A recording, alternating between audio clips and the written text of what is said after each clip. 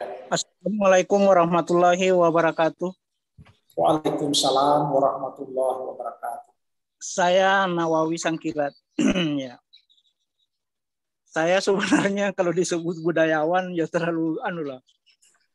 Sebenarnya disiplin ilmu saya itu hukum tata negara. Saudara. Ketertarikan saya kepada sejarah itu ketika saya membaca bukunya Soekarno. Dia bilang bahwa kekurangan yang dimiliki sarjana kita itu ada dua, dia bilang. Pertama adalah kurang membaca buku sejarah dan kurang membaca buku sastra. Saya masih kecil, sekitar SMP saya baca buku ini. Buku ini. Sehingga saya tertarik tentang seperti sejarah-sejarah Lagaligo ini, apapun namanya. Di situ. Ketika saya masuk di Fakultas Hukum Universitas Indonesia, di belakang kampus saya itu ada Fakultas Sastra. Saya biasa ikut Japanologi dan Sundalogi di situ. Itulah ketertarikan saya. Jadi kalau saya budayawan sih otodidak lah sayanya. Menarik yang kita kaji ini adalah saya tidak terlalu terpijak pada menurut lontara begini, menurut ini, menurut tidak. Kita kajian secara logika saja. Disebutkan dalam tema kita hari ini adalah kekerabatan antara Luwu, Buton, dan Kaili Pamona. Objek yang kita bahas ini adalah 2 di daratan dan 1 di pulau. Yang di daratan adalah Luwu dan Kaili, include di dalamnya Pamona. Dan yang menyeberang lagi ada namanya Buton. Dari ketiga, yang utamanya 3 Kaili, Buton, dan Luwu ini, 3 objek ini, menariknya memiliki jarak yang cukup jauh. Jarak cukup jauh. Antara Luwu dengan Kaili itu, tepatnya di Palu, jaraknya kurang lebih 500 km. 500 km. Di antara 500 km itu diselingi beberapa suku. Ada Pamona, ada Mori, ada macam-macam ada suku di sana. Kemudian antara Luwu dalam ini Wotu ke Buton lagi kurang lebih 1000 kilo. 1000 kilo. Bayangkan.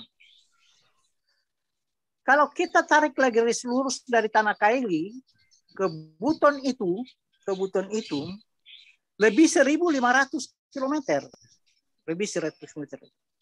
Tetapi ada hal yang menarik di antara jarak-jarak yang ini. Antara Luwu dengan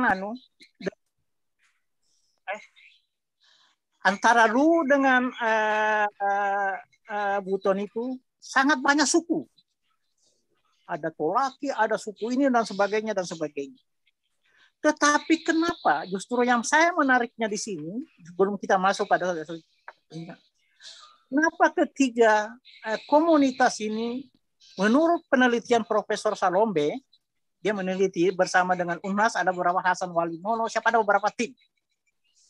Menurut mereka ada keterkaitan antara Luwu, Kaili, dan Buton. Kaili dan Buton itu. Itu ditulis oleh Profesor Salombe, Asar Walimono dan sebagainya, ada dari UNHAS. Saya ketertarikan di sini.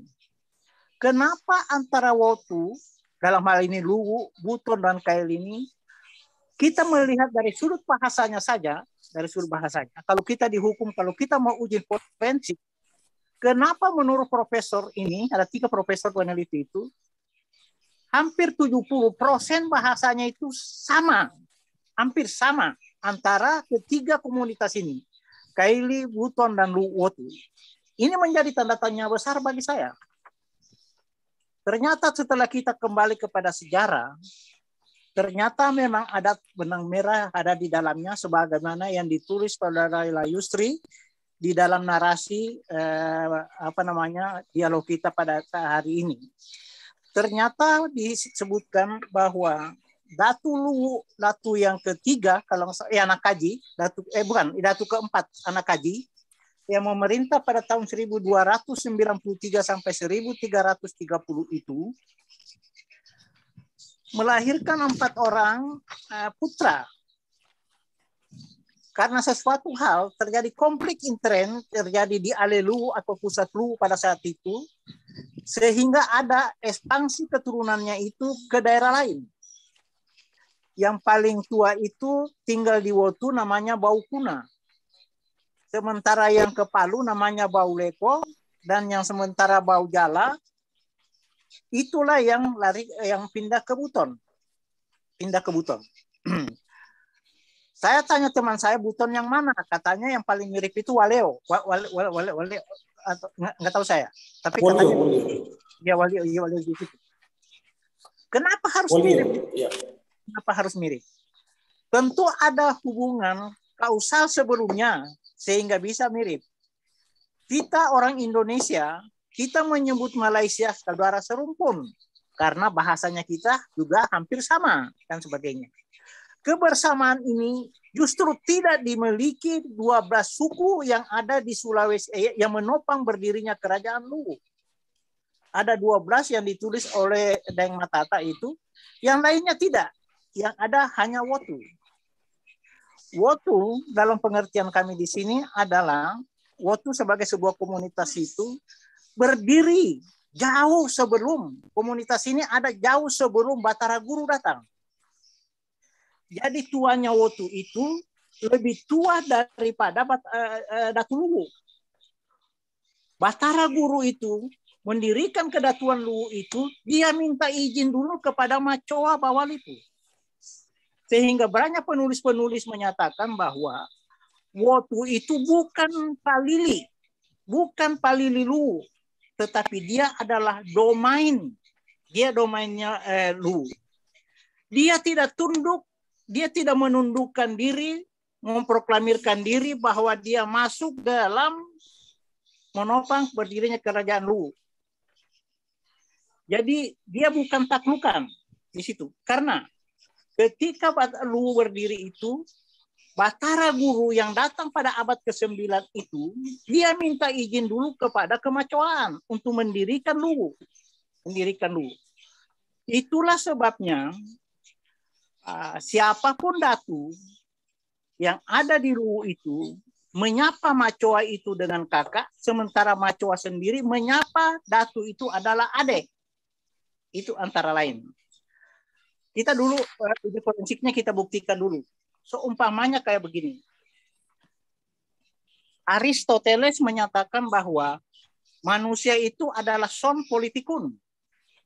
Maksudnya manusia itu adalah makhluk sosial. Sebagai makhluk sosial, dia tidak bisa hidup menyendiri.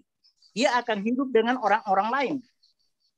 Sebagai makhluk sosial, yang paling sederhana sekali, kalau ketika kita dilahirkan oleh ibu kita berkembang 1, 2 bulan, 3 bulan, dan sebagainya, komunikasi antara ibu kita, yang paling mendekat komunikasi kita adalah kepada ibu kita. Pasti dalam menyapa ibu kita dan sebagainya itu ada sapaan. Contoh kita buktikan. Kalau di Luwu, dalam hal ini Wotu, penyapaan terhadap ibu itu adalah Ina. Kalau Bugis kan Indo, kalau misalnya Indo. Kalau di Wotu Ina. Coba kita uji forensik. Kaili itu memanggil ibunya apa? Dan Buton itu memanggil ibunya apa? Itu. Sesudah itu kita akan mengenal umpamanya panca indera kita. Umpamanya Balua, Buro, Ango, Taputu, Biti, dan sebagainya adalah. Sesudah itu kecerdasan kita akan naik. Kita akan mengenal namanya nilai. Pintarlah kita menghitung. Coba nanti kita uji forensik antara Kaili, Wotu dengan Buton. Contohnya kita menghitung sampai 20. Kalau orang Wotu menghitungnya, sango, dua, tolango, 5, anak, 7, 8, 10, 10, sango, 10, 2, 10, talango, begitu. Nanti kita uji forensik. Apakah Buton itu mirip